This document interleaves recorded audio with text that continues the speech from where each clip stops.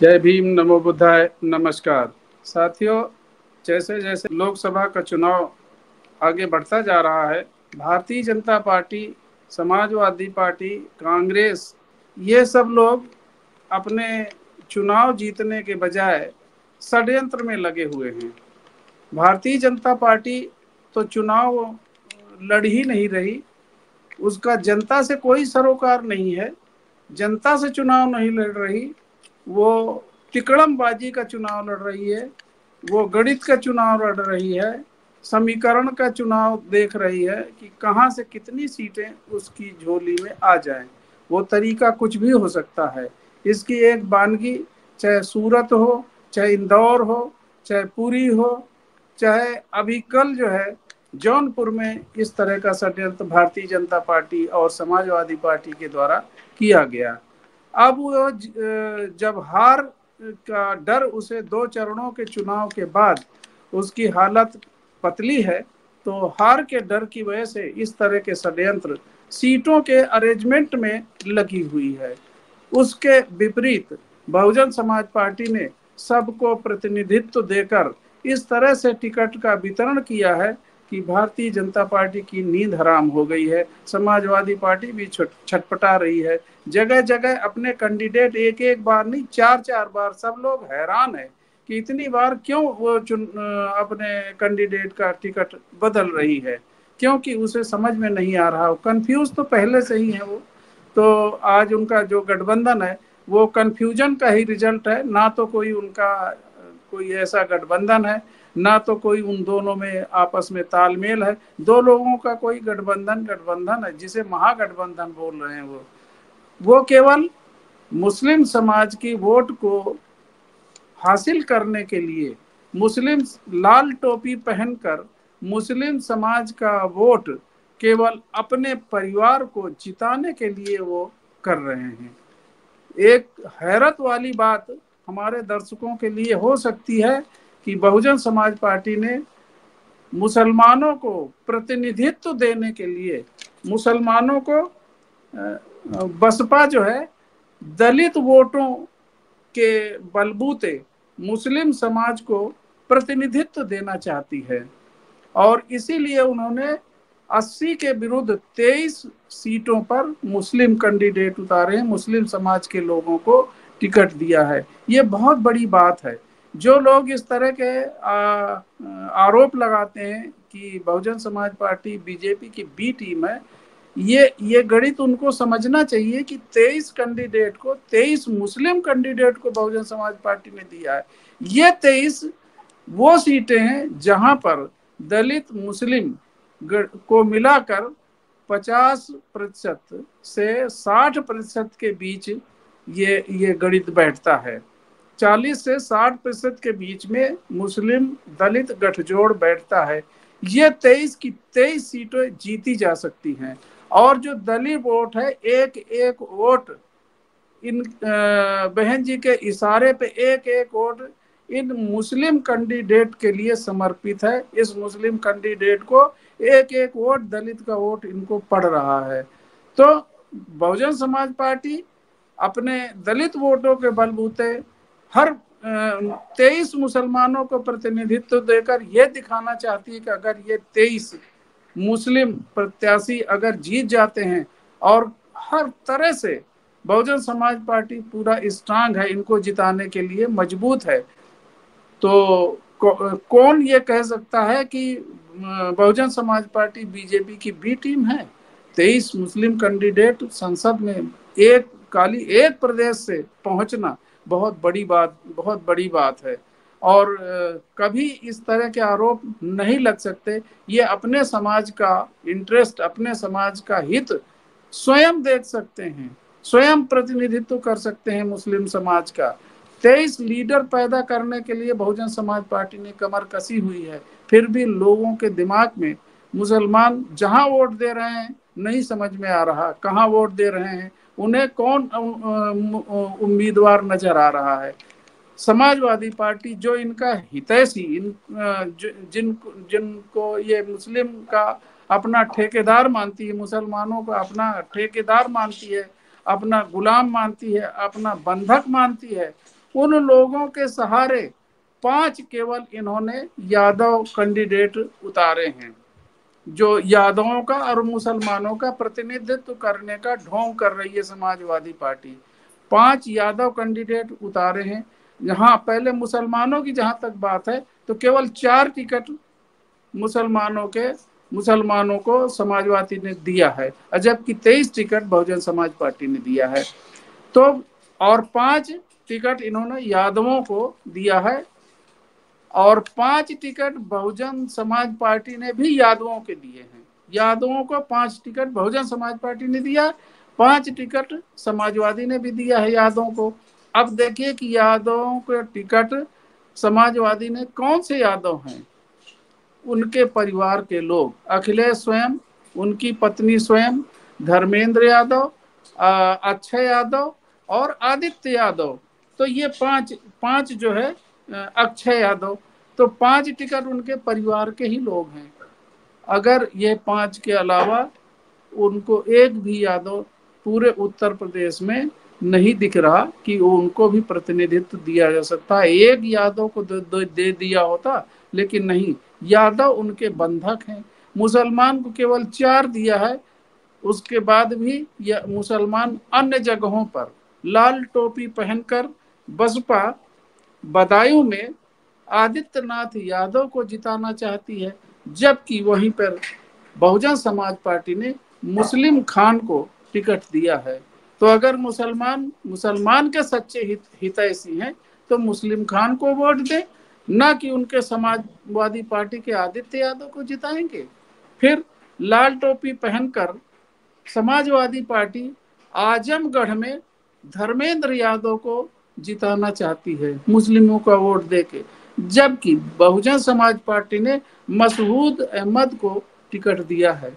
अगर मुसलमानों के हितैषी हैं तो मुसलमान को वोट दो, मुसलमान के लिए आप अपना वो करिए। लाल टोपी पहनकर कन्नौज में समाजवादी पार्टी अखिलेश यादव खुद अपना जीतना चाहते हैं मुसलमानों के भरोसे, जबकि बहुजन समाज पार्टी ने कन्नौज में इमरान बिन जफर को टिकट दिया है। मुसलमान अगर समाजवादी का बंधक है तो वो अखिलेश यादव को वोट देगा, नहीं तो मुसलमान को वोट देगा। फिरोजाबाद में लाल टोपी पहनकर समाजवादी पार्टी अक्षय यादव को जिताना चाहती है, जबकि बहुजन समाज पार्टी ने चौधरी बशीर को, फिरोजाबाद में चौधरी बशीर को टिकट दिया है। इस तरह से जो 23 टिकट हैं, चाहे इससे 2 जो चुनाव हो चुके उनमें कई, चाहे अमरोहा हो और चाहे संभल हो, चाहे आंवला हो, चाहे सहारनपुर हो, या इस तरह के रामपुर है, तो इस तरह के तमाम सीटों पर बहुजन समाज पार्टी ने मुस्लिम कैंडिडेट उतारे हैं, समाजवादी पार्टी ने केवल 4 उतारे हैं। इसी तरह से मैनपुरी में मुसलमानों के सहारे समाजवादी पार्टी डिम्पल यादव को चुनाव जिताना चाह रही है। अगर मुस्लिम समाज के लोग इन सभी जगहों पर केवल मुस्लिम समाज के को वोट दे तो यादव समाजवादी पार्टी के ये पांचों के पांचों कैंडिडेट धराशायी हो जाएंगे, समाजवादी का पता भी नहीं चलेगा कि कहाँ चली गई। तो साथियों, ये जो समीकरण है, ये बहुजन समाज पार्टी ने यादव और मुस्लिम का जो समीकरण जोड़ा है, इस हिसाब से उत्तर प्रदेश में मुसलमानों की संख्या, जो आबादी है वो उत्तर प्रदेश में 20% है और दलितों की आबादी 22% है। 42-43% तो यूं ही हो रहा है हर सीट पे, तो कम से कम 50 से अधिक सीटें, 23 तो जो मैंने गिना दिया वो मुस्लिम समाज की जीती ही जा सकती हैं। और मुस्लिम समाज के लोग अन्य जगहों पर जो आरक्षित सीटें हैं उन जगहों पर भी अगर बहुजन समाज पार्टी को वोट कर देते हैं अपने 23 उम्मीदवारों के साथ साथ, अगर वो अन्य सीटों पे भी मुस्लिम समाज के लोग बहुजन समाज को वोट कर देते हैं, तो जो ये कहते हैं कि हम तो बीजेपी को हराने के लिए उस कैंडिडेट को वोट देंगे जो बीजेपी को हरा रहा है, तो बीजेपी को हराने का सूत्र तो बहुजन समाज पार्टी के पास में है। दलित मुस्लिम गठजोड़, जहां पर 23 सीटें तो ये निश्चित हैं, इसके अलावा आरक्षित सीटें 17 आरक्षित सीटें, ये हो जाती हैं 50। तो और इस तरह की कुछ सीटें हैं जहां पर 50 से 60 सीटें मुस्लिम दलित गठजोड़ के कारण कोई उनको हरा ही नहीं सकता। 50% से अधिक उनका जो है वोटर है इन सीटों पर। तो अगर ये समीकरण मुस्लिम समाज के जिस दिन समझ में आ जाएगा, बहुजन समाज पार्टी जब से बनी है तब से इसको महत्व देती रही है। 100 टिकट विधानसभाओं में 110, 105, 100 टिकट दिए हैं बहुजन समाज पार्टी ने, लेकिन मुस्लिम समाज ने इसको गंभीरता से नहीं लिया। जब गंभीरता से लिया था 2007 में, जब बहुजन समाज पार्टी की पूर्ण बहुमत की सरकार उत्तर प्रदेश में बनी थी, उस समय मुस्लिम समाज 45% वोट मुस्लिम समाज ने बहुजन समाज पार्टी को दिया था। पूर्ण बहुमत की सरकार बनने में मुस्लिम समाज का बहुत बड़ा योगदान था।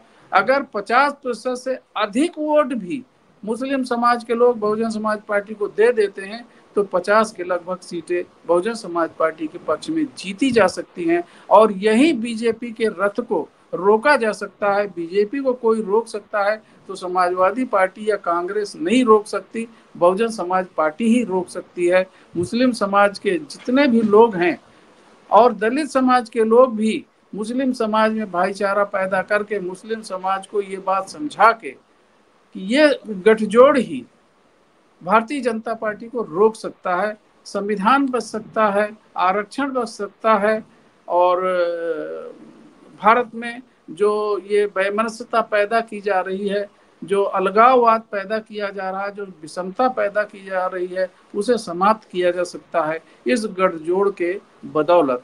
जय भीम, नमो बुद्धाय, नमस्कार। आज हम आपके लिए लेकर आए हैं बहुजन समाज की एक ऐसी किताब, कहीं हम भूल ना जाएं, एक ऐसी ऐतिहासिक किताब है जिसके अंदर आपको ऑडियो वीडियो देखने को मिलना है। ये पहली बहुजन समाज की ऐतिहासिक किताब है जिसके अंदर आप वीडियो भी देख सकते हैं। अब किताब के अंदर कैसे वीडियो देख सकते हैं ये मैं आपको पहले दिखा दूं। आइए तो हम देखते हैं। सबसे पहले आपने करना ये काम है कि किसी भी पेज पर मोबाइल द्वारा आप गूगल पे जाएंगे और गूगल पे जाने के बाद आपको कैमरे का निशान नजर आता है। इस कैमरे पे आप क्लिक करेंगे तो ये QR कोड को स्कैन कर लेगा। स्कैन करने के बाद यहाँ पर आप देखेंगे ये लिंक आ गया। आप जैसे लिंक पर क्लिक करेंगे आपकी वीडियो चालू हो जाएगी, यानी कि आपको एक सटीक जानकारी मिलने वाली है, एक ऑथेंटिक जानकारी मिलने वाली है। बहुजन समाज की पहली ऐतिहासिक किताब है जिसके अंदर आपको तमाम महापुरुषों की जानकारी मिलने वाली है। आप इस किताब में देख पाएंगे तथागत सम्यक बुद्ध जिनकी पूरी जीवनी आपको मिलने वाली है, महान सम्राट अशोक जिनका जीवनी आपको इसके अंदर पूरी मिलने वाली है, संत कबीर दास, संत शिरोमणि गुरु रविदास, सम्राट मीर भोज जिन्होंने इतिहास रचने का काम किया, गुरु घासीदास बाबा, वीरांगना झलकारी बाई, वीरांगना उदा देवी पासी, नागेली वीरांगना की कहानी, एकलव्य जिसका अंगूठा काट लिया था धोखे से, चोखा मेला हरिचंद ठाकुर, ज्ञानदीप छत्रपति शाहू जी महाराज, बिरसा मुंडा, ज्योतिबा फूले, माता सावित्रीबाई फूले, फातिमा शेख, EV रामास्वामी, स्वामी अच्युतानंद, बाबा साहब डॉक्टर BR अम्बेडकर जिनका मूल ग्रंथ आपको इसमें छोटी सी किताब में मिलने वाला है। आप ऑडियो भी देख सकते हैं, वीडियो भी देख सकते हैं।